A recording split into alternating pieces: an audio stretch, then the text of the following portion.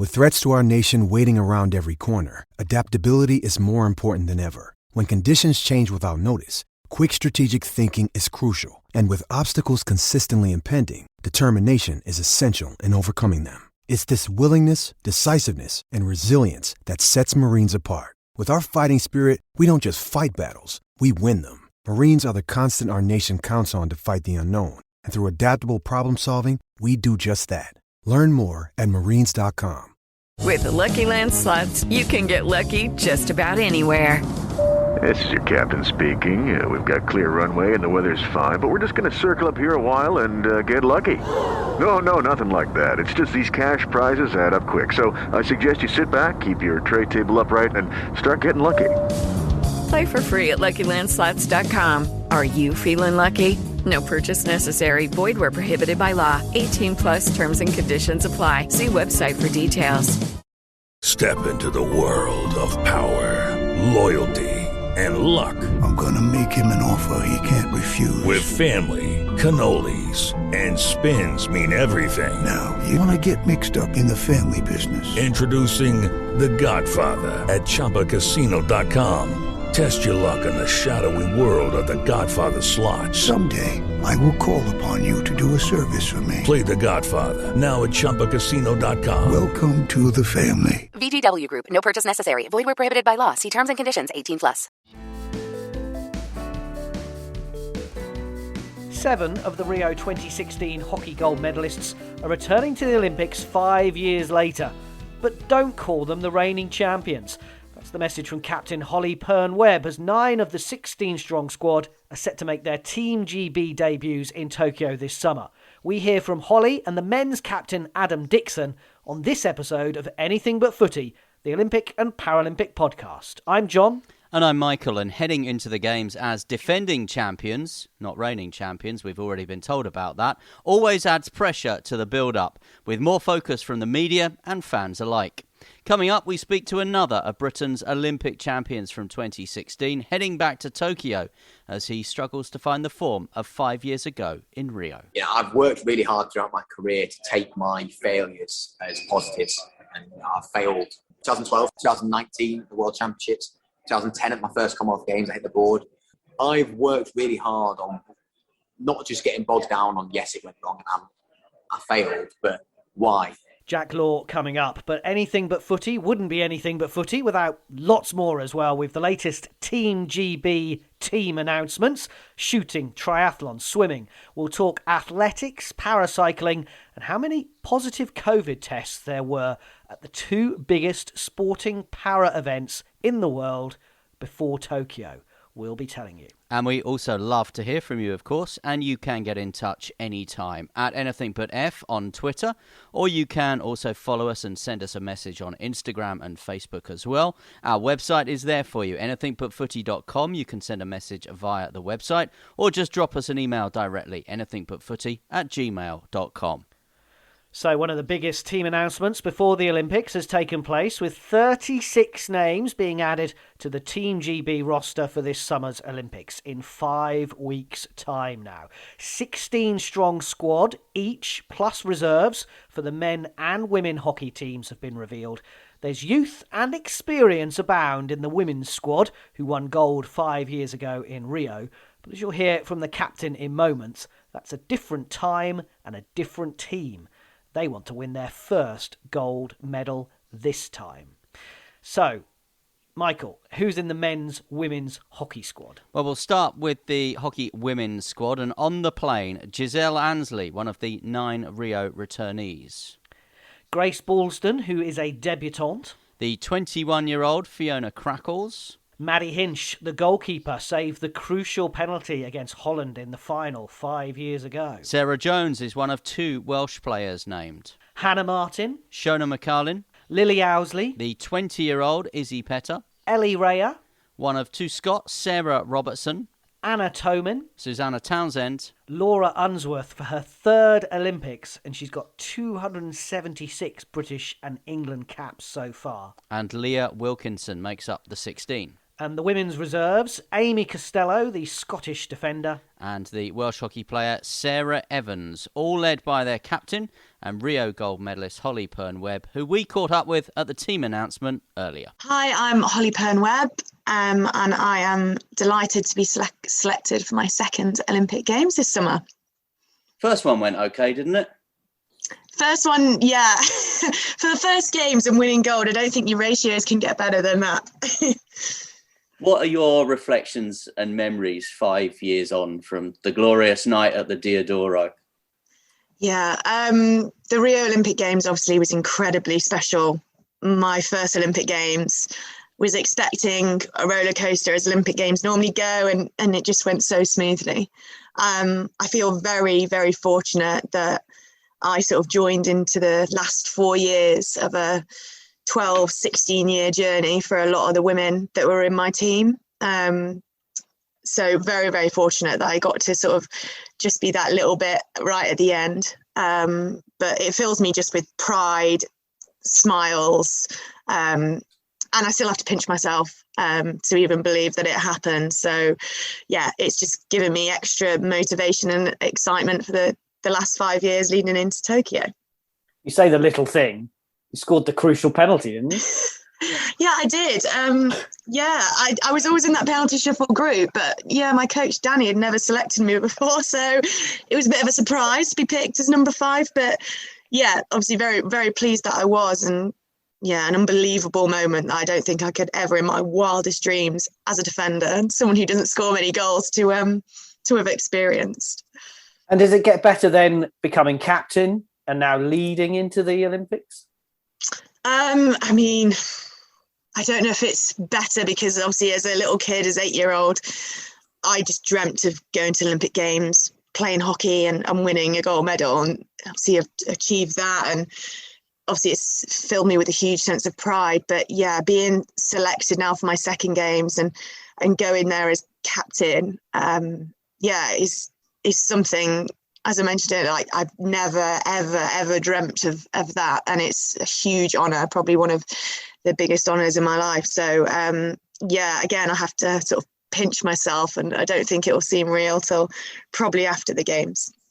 Inevitably, we've started this by talking about Rio 2016 and the gold medal. But a lot of that squad, as we know, have moved on. And you now have to build a new era and a new team and a new ethos to try and go and do it again. Yeah, that's a huge challenge. I remember in Rio, we had a sort of debrief session, and our coach at the time, Danny, was straight away talking about Tokyo and how hard it will be to win after winning, and it being a new challenge, and how we'd have to be better because all of the teams will be better. It'll be harder to do. And I remember at the time, obviously knowing that I wanted to stay on and wanted to be part of that journey, how it excited me, but also it would be a huge challenge. And the last 5 years have definitely thrown challenges our way as a women's programme with, as you said, loads of retirements after Rio, significant retirements of really key core leaders in our squad, and then we've had a significant number of injuries again to the experienced players that were still in our squad after Rio, and then we had a change of coach as well, so new head coach coming in 2019, and then the pandemic. So I feel like we've had a number of challenges over the last 5 years, but this squad, I think, is in a really good place now. It's a really young squad. It is building a new one, so we very much don't see ourselves as the reigning Olympic champions. That was a very different squad, and we're going to Tokyo to try and create our own history and win our first Olympic gold medal as this young team. But it just fills everyone with excitement. This extra year, I think, is going to be a huge benefit to us, having that extra year with our new coach Mark, and extra year with the youngsters that came in end of 2018. So we're all very, very excited. We haven't played much hockey, I guess, over the past year. So really looking forward to the Games in a few weeks. I have a book on my shelf. You're on the front page of it. It's called The History Makers. It was very much a fairy tale for lots of people, what happened before. Was there ever any point where you thought, I'm never going to top this in my career. I'll just pack up now? Or was those challenges that you spoke about always just overwhelming for you? Yeah, I mean, I did think at one point my life's peaked at 25, winning an Olympic gold medal. But no, for me, it was quite easy straight after the game in Rio. I knew straight away that I wanted to go and do this again. And what made it so special in Rio was the journey that squad had been on. And I'd only been part of it for those last 4 years. And that was a roller coaster in itself. But it made that moment in Rio so special. And this group, you know, even over the last 5 years, has changed significantly due to injuries and retirements. But we've also been through challenges, and it's that journey that, fingers crossed, we go to Tokyo and we do well, makes it so worth it.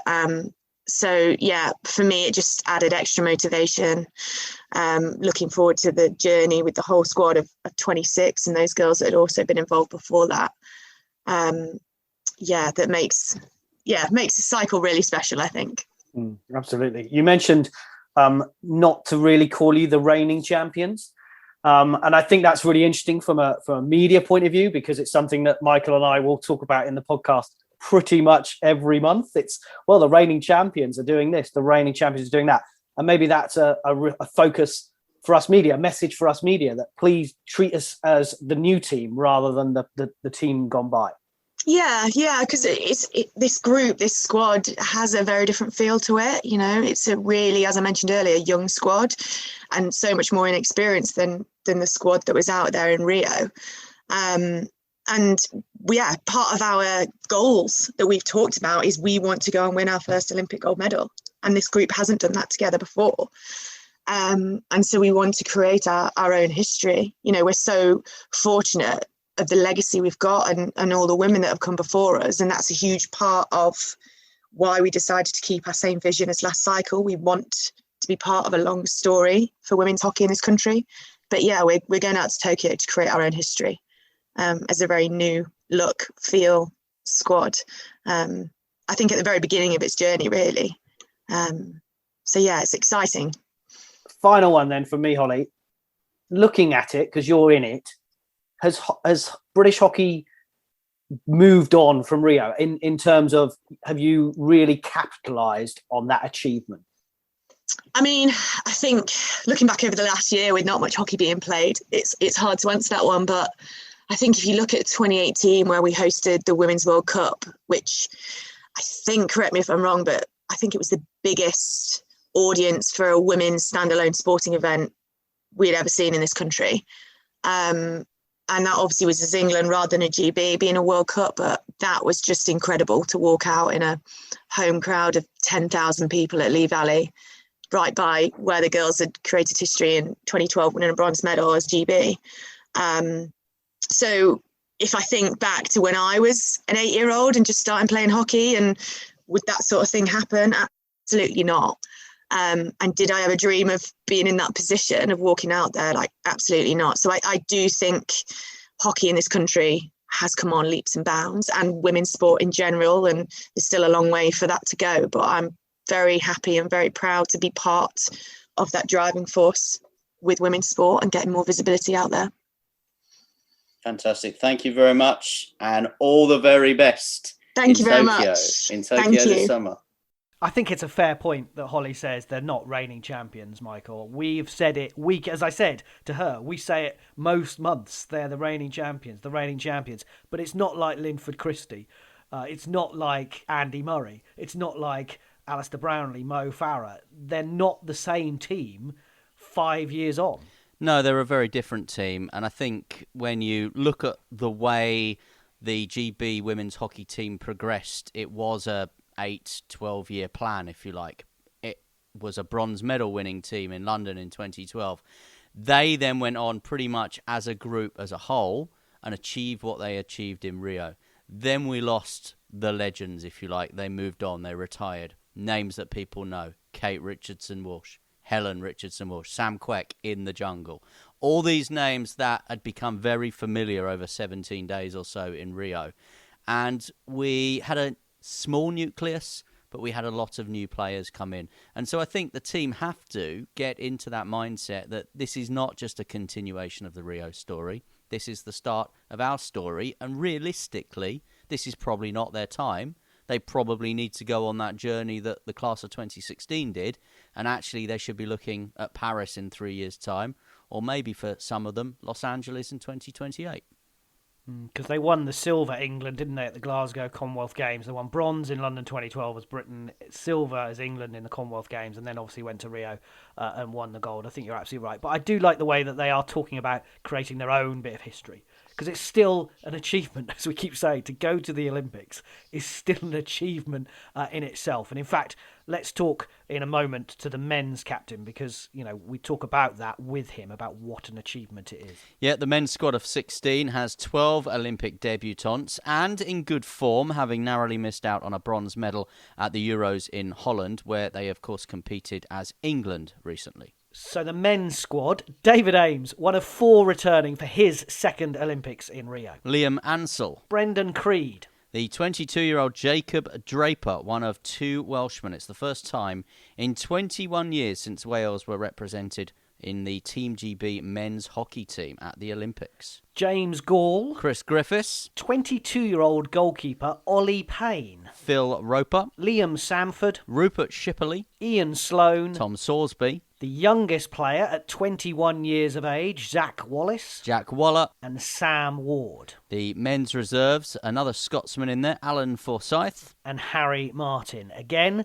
appearing in his second games, Adam Nixon is the captain and one of the more experienced, with 284 England and Great Britain caps. Adam, it must be a hugely, hugely proud moment to be captain of a nation going to the Olympic Games, because a lot of sports don't have individual captains, but you guys do.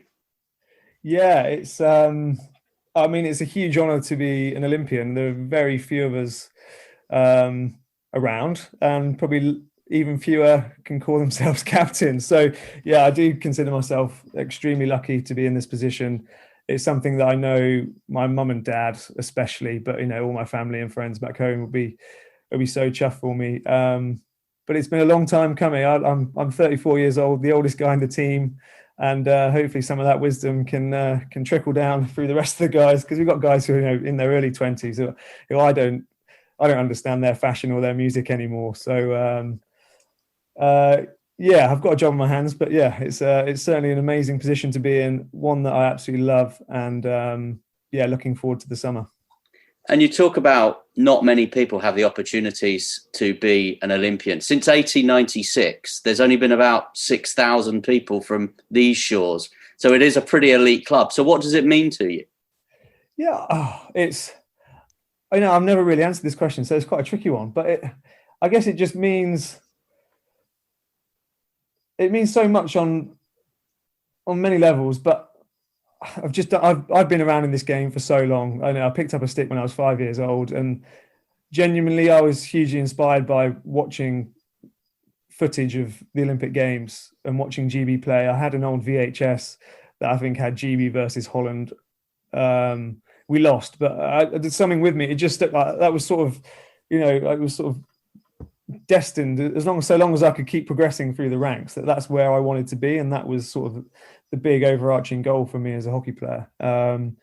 So yeah, to be able to say that I've been to one Olympics and going to go to a second is huge. It shows that all of that time invested watching that VHS, but also on the pitch, all the people who have helped contribute to my story, my journey, that it's all been worthwhile. And there's still loads of hard work to come, but this is the really exciting bit. And I don't get so excited about training every single day in the freezing cold, in the rain, but I do get excited about going to major international sporting competitions. And I'm glad that I've booked my ticket. But yeah, it's going to be a real squad effort this summer, but one we're well up for.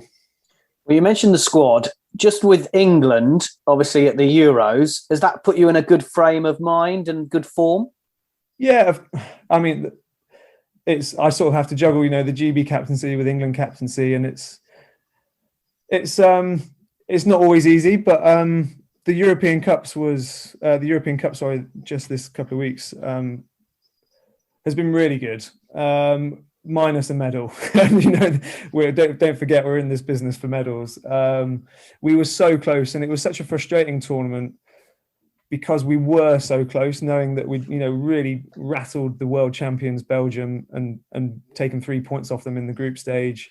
We couldn't quite replicate that in the bronze medal match, but we weren't far off. And if I was to look back and rewind 5 years ago, just before we left for Rio, we went to an invitational tournament. The Europeans wasn't on at that point. It was an invitational tournament, but we beat everybody, and we sort of glossed over maybe some of the cracks that were starting to maybe appear. Like it all felt like everything was going silky smooth, and we went into Rio, and when the pressure was really on, I think we weren't that team that we thought we were.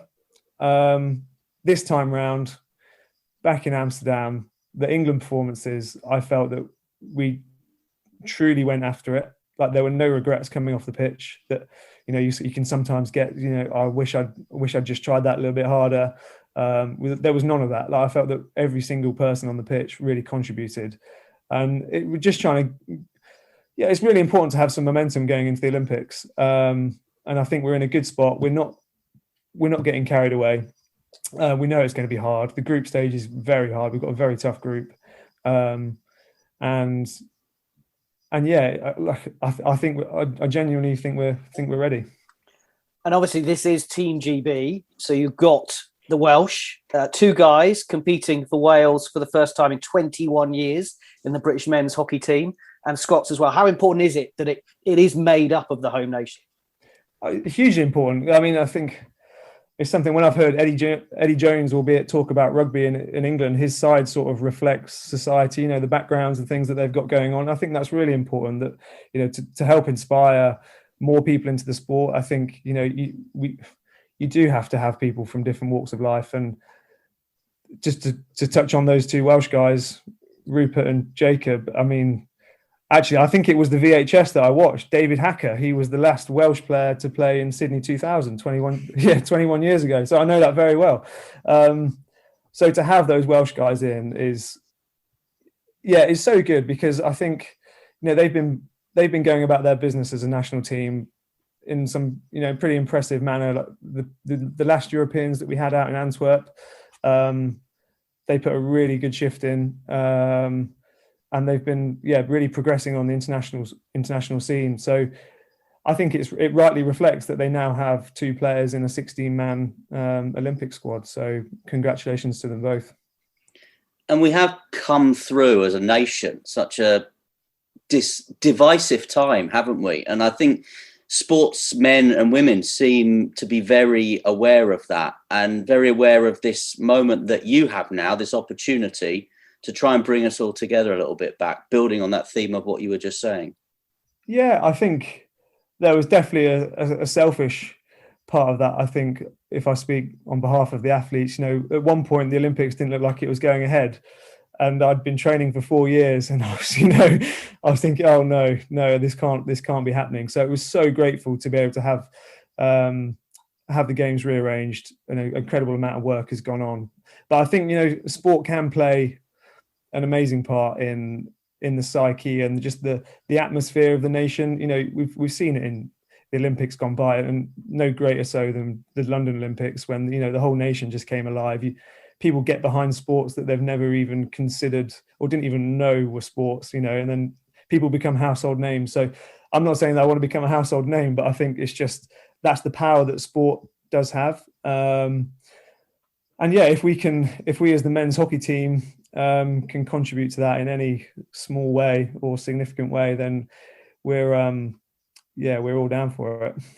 Final one from me then. You are a household name in the Dixon household, and I guess you want something to bring back for a 5-month-old that will be super proud of dad at some point when they know what's going on.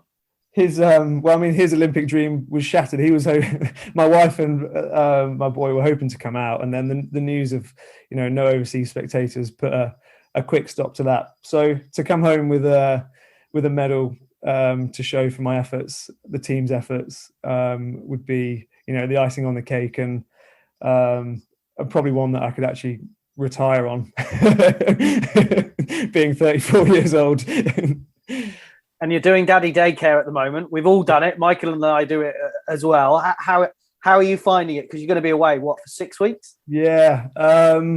We've had a few good test runs. We managed to get to Malaysia for a couple of weeks. We've been at the European Cup and another trip over to the continent. So my wife's had a bit of practice, and it's only until this last day or so I realised how hard she has had it. Because I wake up and I'm already spent. I'm already cooked. So I'm actually rocking the baby underneath the table with my foot as we speak, and he's just drifted off. So I think I'm doing okay. But yeah, it's I thought elite sport was quite tough, and then I became a dad and realised actually when I go to work, go to Bisham Abbey and train with the team, it actually feels like a bit of a holiday at times. It is very, very different. Well, you're doing very well, and we wish you all the best of luck in Tokyo as well. Thanks for talking to Anything But Footy. No worries. Thanks, guys. And it clearly means a lot to Adam to be going out there and captaining his country. And I think realistically, as he says there, at 34 years of age, this is probably going to be his swan song at this level. Let's not write him off. Paris, as we keep saying, is only 3 years away, which I know is interesting, and is interesting. A lot of Olympians that I think faced with a 4-year cycle might not have Paris on their agenda, but with a 3-year cycle, so realistically qualifying for the Games in another couple of years, it suddenly does sort of come sharply into focus. But yeah, for Adam, very proud moment for him. He has been there before. We know that. He is hugely experienced, and he's got an opportunity. I think one of the disappointments, the men's hockey team, I think in Rio last time, there weren't many disappointments in the Team GB setup. Men's hockey was probably one of them, and he'll have that, I'm sure, front of mind, and be trying to use that with him and his other less experienced teammates. I like the fact that he's hungry. He mentioned in Rio that they felt like they were in a good place and they weren't maybe in the right frame of mind. This time they were disappointed to finish fourth in the Euros. It wasn't what they wanted. They wanted that medal, and that disappointment and that drive might just push them on, like we talked about with the women's team, that progress from London 2012 to Glasgow 2014 to Rio 2016. Can the British men get in their heads the right frame of mind to go and perform on the world stage and beat Belgium again, the world number one team, and do what they can? Yeah, he says it's a tough group. You never can tell in the Olympics. It's going to be really, really tough, but we wish them well and fingers crossed for them. Talking of hockey, we also wish Emily de Freund all the best. She's announced her retirement from the GB hockey setup. The 2018 Commonwealth Games bronze medalist with England has decided to put her long-term health and well-being before her international career, but she will be working in the Olympic Park. She's going to head into the communications department of West Ham United. But as we know, we don't talk footy on this podcast, so let's quickly move on. Yeah, we're now just 5 weeks away from the Games opening ceremony, and a busy one for Team GB. All their athletes are getting their Adidas kit at the moment.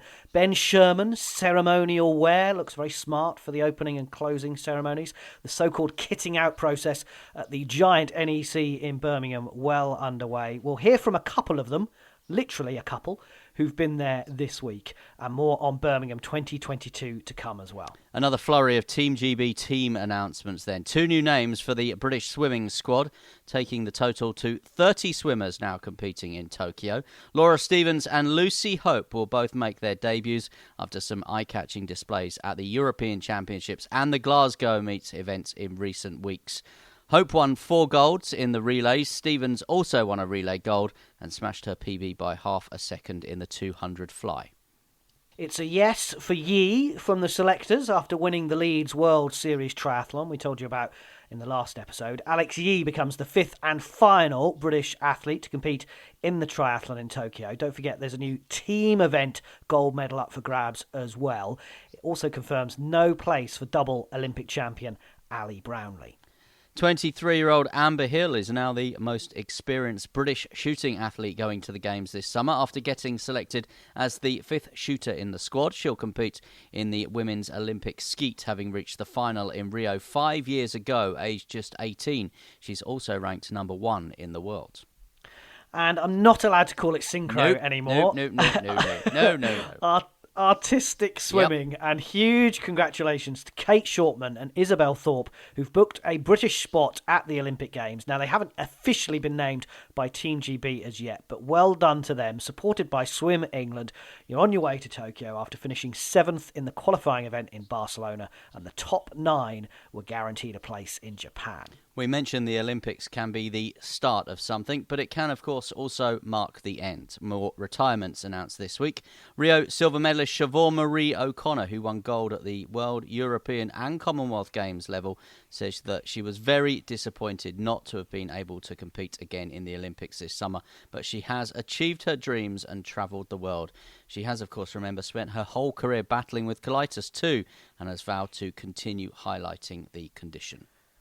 Spare a thought as well for Karen Bardsley, set to represent Team GB in football again. The England goalkeeper has withdrawn from the squad after an injury she picked up playing for her club side in France. But it does mean reserve keeper Sandy McIver, who spoke to us on a previous episode about being ready for that call, is now ready for that call. And Spain's Rafa Nadal has also pulled out of Wimbledon and the Tokyo Olympics after losing to Novak Djokovic in the semis of the French Open. He says he needs to put his body and health first. We have very fond memories of a night watching Rafa Nadal on a balmy Rio evening 5 years ago playing tennis, but he's not going to be there this time. Talking of Tokyo, though, Japan has revealed that the city will lift its state of emergency just a month before the Games begin next week, and thought we would worth letting you know some of these interesting statistics from the International Paralympic Committee, which has seen 2 of the largest para events staged in the last few weeks: the European Para Athletics in Poland and the Para Swimming Championships in Madeira. Now, Poland hosted 670 athletes representing 44 different nations and carried out a total of 5,842 COVID tests across 12 days. The results of that? No athlete or team member tested positive. In Madeira, 370 swimmers, 47 different nations from across the world, 2,000 tests, just 3 positive results. World Parasports MD Christian Holtz said, "We could not be happier with the results achieved in those championships, as they give us further assistance and assurance about the protocols that are being put in place by organisers to ensure the safe and secure delivery of the Tokyo 2020 Paralympic Games." Not statistics I've seen reported anywhere else, John. No, surprise, surprise. It's not. It's good news, so it's not reported by anybody, which is a shame. Well done to the para organisers for that, and for the press release telling everybody about it. Huge congrats as well to Dame Sarah Storey, who has now won 40 paracycling and para-swimming world titles in her brilliant career. She did the double at the Paracycling Road Worlds in Portugal, the C5 road race title and time trial. And she's spoken to us a few times, Michael, about how frustrated she is that paracycling and her events don't get the coverage that they get during the Paralympics. So once every 4 years you hear about it and nothing since. And what an achievement that is for her. She's going into, what is it, 6th, 7th Paralympic Games? She started in Barcelona 92 as a swimmer. I was at school, you were at school watching that. So Barcelona 92, Atlanta 96, Sydney 2000, Athens 04, Beijing 08, London 12, Rio 2016, 8th Games for Dame Sarah Storey. Phenomenal. What do they make someone after a dame? Duchess, princess, queen. The queen? Yeah, Queen Sarah Storey. Unbelievable. Also taking place this week has been the first of the kitting out opportunities at the NEC in Birmingham. Most of the Team GB team will go through this process where they convert some of the big halls at the NEC into a place where you can go and get measured up for your kit and pick up all your bags and everything you need. There was an Aldi supermarket in the last one. Yeah, I think there is this time from what I've seen. We're not being allowed in, obviously, this time around because of COVID, but they did. They had a proper checkout and everything, and you had people like Max Whitlock doing somersaults down the checkout last time I remember seeing. But yeah, all the athletes are getting to go through there, and we are getting the opportunity to speak to some of them via the wonders that is the technology of Zoom. It can be pretty noisy in the background, as you can imagine, where you've got all these athletes that have just recently been selected, excited for the Games. But I had the opportunity to catch up with Jack Laugher. Now, Jack, of course, with Chris Mears, was Great Britain's first ever diving gold medalist in Rio. Also won a silver in the individual event, but things haven't gone too right for him over the past few months. He did win a gold medal at the test event in Tokyo, but then had, by his own high standards, a pretty poor European Championships. A silver in the 1 metre springboard and only a 6th place finish in the synchro with Dan Goodfellow. But like all athletes, he's accepting those results, using them as a learning experience and moving on. Jack, congratulations on being named again for another Olympics. Is it as exciting in 2021 as it has been before for you? It's very different. I'll tell you that right now. It's a very different process to a normal Olympic Games, but it's none less exciting than it was the first time. You know, when I remember when I first got told that I was going to Olympic Games, the feeling that I got, the pride, the excitement that I got from being selected was there, and it was there to stay, I think, because I still got that this time round. It was almost a sense of relief when I actually got selected this time. But I'm really, really proud of what I've achieved in my career, but being able to come to a third Olympic Games and represent Team GB is going to be amazing. What kind of shape are you in? Obviously, we've seen the Tokyo test event. We've had the Europeans. How would you describe your form right now? I would describe it as varied, I would say. We got a gold medal out in Tokyo. I got a silver in the 1 metre ball, but I didn't dive that well. I dived terribly in the synchro and the 3 metre. But for me, you know, I've worked really hard throughout my career to take my failures as positives. And I've failed 2012, 2019, the World Championships, 2010 at my first Commonwealth Games, I hit the board. I've worked really hard on not just getting bogged down on, yes, it went wrong and I failed, but why and what the reasons were, and trying to work back and really uncover the truth behind my own performances and try to work on that together. And I've got a great team around me and a very supportive team at that. And I feel like those people have helped me overcome the problems that I've got. And after Europeans, it was a bit of an eye-opener to where I was. And I spoke after my event, I spoke about how I trying to reach perfection, but it wasn't me. And technique is such a strange thing in diving because it's different for everybody. And I was trying to follow this textbook perfection and it just wasn't working. And I did really badly. I think that it opened my eyes to the fact that I need to go back to what I do best, which is my own technique, which has done me well for my entire career up until now. So I think that it's been really, really interesting. I'm really, really lucky we've had the chance to compete and be able to show those weaknesses, because they're not going to happen at the Olympic Games now. You know, I'm hoping that we'll be able to work on them and be able to put in place what we need to get to the Olympics and be in good stead. And are you in a good place right now? Yes. Yeah, I feel great. You know, I feel that usually competing like that may throw me off, but actually I felt a moment of clarity after competing. I feel good, I feel strong, I feel mentally well, I feel great, yeah. And who's going to look after Stan the dog when you and Lois are away? Yeah, he'll be with Lois' mum and dad. You know, obviously it's a good thing not having parents at the at Tokyo, I guess, but he'd be fine. He'd be living at home, he'd be enjoying himself, and sure getting plenty of treats. Well, all the very best. Great to catch up. Lovely speaking to you as well. See you later. It's tough, isn't it, coming back 5 years on? And I think he was kind of ready, from what he said. It seemed like he was ready a year ago, and now feels like he's kind of lost a bit of the impetus. Yeah, I think so. I think it's difficult, isn't it? All sports are difficult in the Olympics. There is no easy Olympic qualification. But diving is such a high-impact sport, and traditionally, of course, you are doing it from such a young age. Tom Daley, 15 or whatever he was in Beijing. It's amazing, really, to think he's still going and still going at the level that he is. And I think that just shows what an outstanding young man and young athlete he is.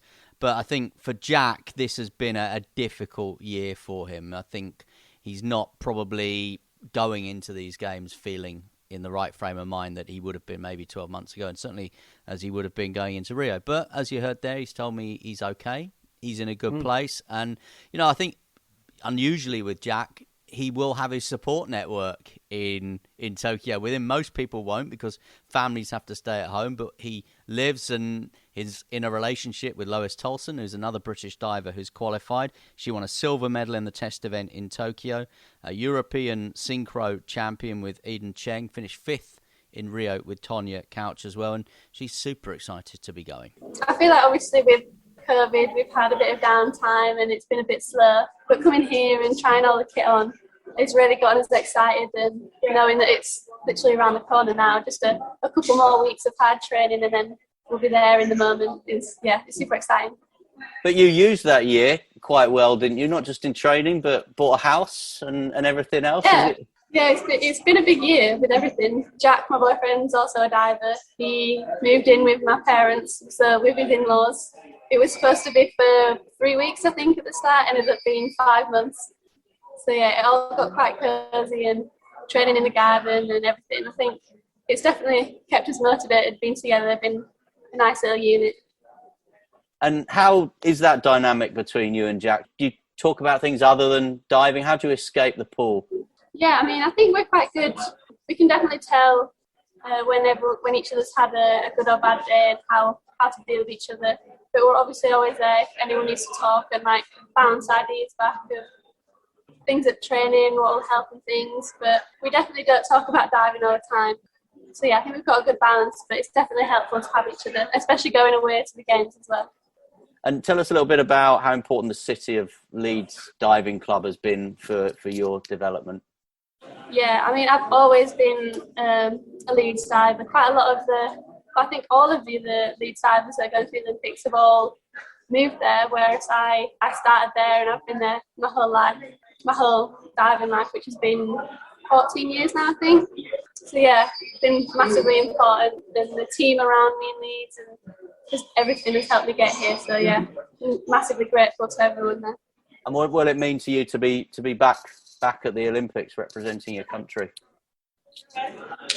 Oh yeah, it's going to mean everything really. It's just the pinnacle of all the hard work and the years that you've put in to be able to stand on that 10 metre board and wear the Team GB kit and just show everyone how hard you've been working. It's amazing. It's a dream come true really. Great to hear. Great interview, Michael. And those kitting out processes, they look like it's still good fun. And I think that's the key. I think we've got to realise that these Olympics are going to be fun. Yes, there's going to be a lot of rules. Yes, there's going to be a lot of restrictions. And there's got to be a lot of difference from what we experienced in Rio and London and others have in lots of other games. But these guys are going to go out there and they're still going to have fun and they're still going to perform and they're still going to win medals. Yep, and I think from what we've seen today as well, we're going to see some people in the crowd in Tokyo as well. I think that's been important. I know we're anything but footy, but you watch the European Football Championships and what a difference having some fans in the stadium.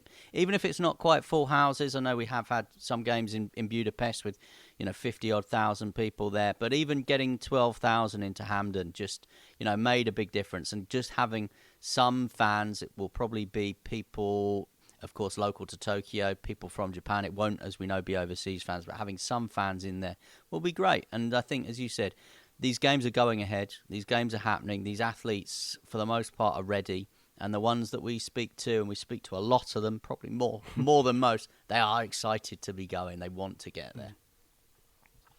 Someone who might not be is Mo Farah, but he is getting another chance to see if he can get a qualifying time for the 10,000 metres in Tokyo as he aims to win a medal at a third successive Olympic Games, having done the double-double in London and Rio. He's been taking part, of course, or he will be taking part in a specially put-together race at the British Championships in Manchester at the end of June to see if he can join Mark Scott on the plane to Tokyo after he failed to get the qualifying time by 20-odd seconds at the official 10,000 metre trials in Birmingham the other weekend. Now, talking of fans, there could be still some tickets left to see the British Championships in Manchester at the end of June. You need to check the British Athletics website on Monday, where ones left will go on general sale. Talking of tickets, the full sporting schedule for Birmingham 2022 has been revealed, and you now can start registering for a ticket ballot at birmingham2022.com.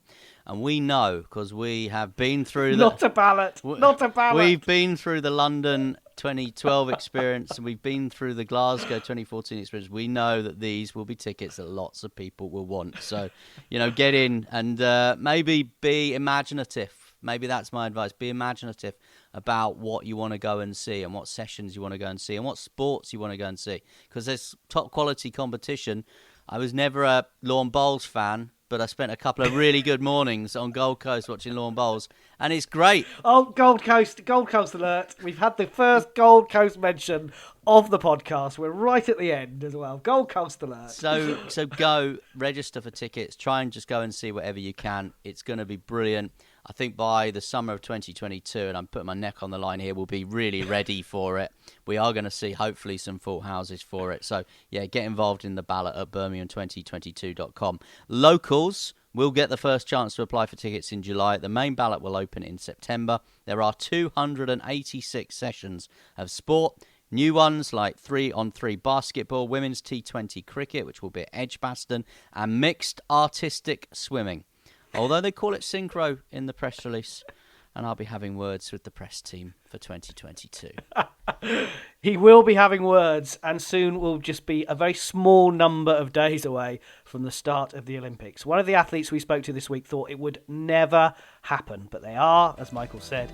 There's plenty more athletes to be picked for Team GB yet. Follow Anything But Footy and stay with us.